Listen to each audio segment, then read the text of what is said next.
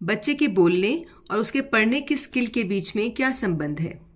नमस्कार फ्रेंड्स, मैं हूं आपकी स्पीच लैंग्वेज थेरेपिस्ट दोस्त नेहा तिवारी और आज मैं इसी रिलेशन के बारे में आपसे बात करूंगी। जो बच्चा क्लियर नहीं बोलता वो ज़्यादातर देखा गया है कि लिखता भी क्लियर नहीं है, पढ़ता भी क्लियर नहीं है। तो एक बात तो क्लियर है कि बोलना और लिखना यानी मौखिक भाषा और लिखित भाषा के बीच में कनेक्शन होता है। अब जब हम बात करते हैं स्पीच और लैंग्वेज में, स्पीच में हम साउंड्स का इस्तेमाल करते हैं, बोलते हैं उन साउंड्स को, और लैंग्वेज में जब हम कहते हैं कि खासकर लिखित भाषा में उन्हीं साउंड्स को सिंबल दे दिया जाता है और इन सिंबल्स को ही हम पढ़ते हैं। कॉमन चीज़ क्या है स्पीच लैंग्वेज में? साउंड्स, और यही साउंड्स कनेक्ट करती हैं हमारी मौखिक भाषा को लिखित भाषा से।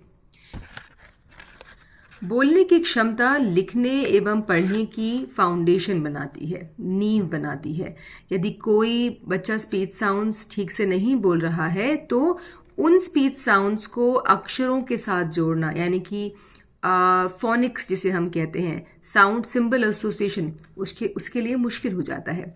साथ ही साथ जब हम बच्चे को पढ़ाते हैं और बच्चा पढ़ना सीख रहा होता है, उससे पहले ही पढ़ने की नींव रख दी जाती है और वो नींव एक स्किल रखती है फोनोलॉजिकल अवेयरनेस, जिसे ध्वन्यात्मक जागरूकता भी कहते हैं।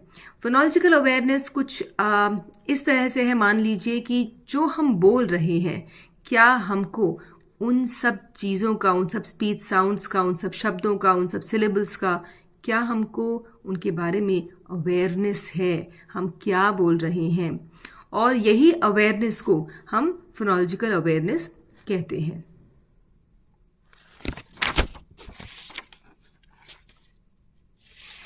फोनोलॉजिकल अवेयरनेस सीधे तौर पर इस बात से जुड़ा है कि बच्चा उन ध्वनियों को कितनी अच्छी तरह से व्यक्त कर सकता है।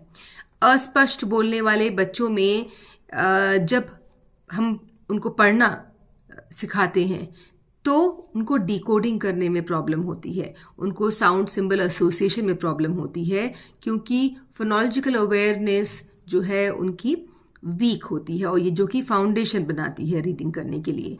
तो ये बात तो क्लियर है कि जब बच्चा क्लियर नहीं बोल रहा है तो उसकी रीडिंग पर उसका असर पड़ने के पूरे चांसेस हैं। तो एज स्पीच लैंग्वेज पैथोलॉजिस्ट मैं असेस करती हूँ ना सिर्फ ओरल लैंग्वेज, स्पीच साउंड्स, लेकिन साथ ही साथ अगर बच्चा स्कूल जा रहा है तो उसका रीडिंग और उसकी राइटिंग असेसमेंट भी मेरी असेसमेंट का हिस्सा होता है। तो आशा करती हूँ कि इस वीडियो के द्वारा आप अपने बच्चे की भाषा की जो जर्नी है, मौखिक भाषा और लिखित भाषा की जर्नी को आप सपोर्ट करेंगे, और साथ ही साथ अगर आपको ये वीडियो पसंद आया है तो इसे आप लाइक करेंगे, शेयर करेंगे और आपकी इस स्पीच लैंग्वेज थेरेपिस्ट दोस्त नेहा तिवारी को सहयोग देंगे।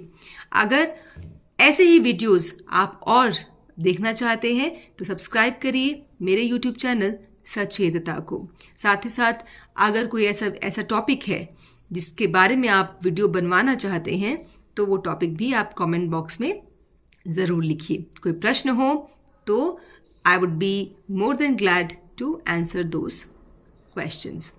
तो अब लेती हूँ मैं आपसे विदा। धन्यवाद।